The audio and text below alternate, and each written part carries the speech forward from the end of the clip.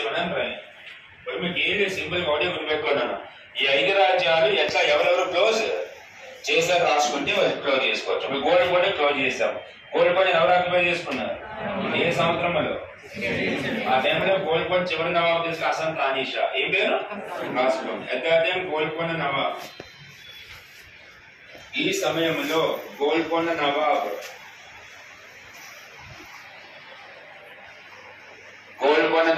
హసన్ తానీషా. మన తెలంగాణ కాబట్టి ఫస్ట్ మందే రాసుకోండి బెటర్. గోల్కొండ నవాబ్ హసన్ తానీషా. ఇంకా చెప్పాలంటే హసన్ తానీషా అసలు పేరు హసన్ తానీషా కారణన్నా అబుల్ హసన్. ఏం పేరు? బ్రాకెట్ లో రాసుకుంటే రాసుకోండి. హసన్ తానీషా అనదర్ నేమ్ అబుల్ హసన్ అని రాసుకున్నా. అబుల్ హసన్. దాంతో నా ప్లేస్ క్లోజ్ చేశారు. ఓకే, రెండో ప్లేస్ రాదు. బీజాపూర్ అని హెడ్డింగ్ పెట్టుకోండి. బీజాపూర్. నెక్స్ట్ ప్లేస్ బీజాపూర్ అని రాసుకోండి. బీజాపూర్ ఏ రాష్ట్రమైనా? బీజాపూర్ ఏ రాష్ట్రమైనా? కర్ణాటక. ఏ రాష్ట్రం?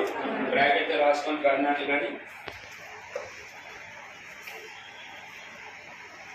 కర్ణాటక రాష్ట్రం అన్నేసానన్నా మీకు దాన్ని ఇస్తే పెట్టుకోండి.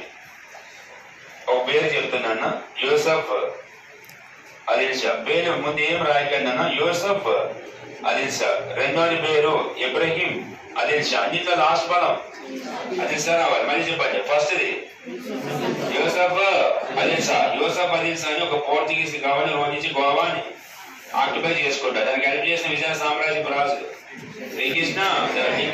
లింక్ చేయాలి. శ్రీకృష్ణ మరి చెప్పండి. ఒక రాజు పేరు యూసఫ్ అదిల్ షా. ఇంకో రాజు పేరు అన్నింటిలో లాస్ట్ అదిల్ షా మ్యాచ్ చేయండి. ఇంకొక వ్యక్తి పేరు సికిందర్ అదిల్ షా. సికిందర్ అదిల్ షా. మళ్ళీ చెప్పండి. ఒక రాజు పేరు యూసఫ్. రెండో రాజు పేరు, మూడో రాజు పేరు సికిందర్ అదిల్ షా. సికిందర్ అదిల్ షా పేరు రాసుకోండి. Bijapur rulers names.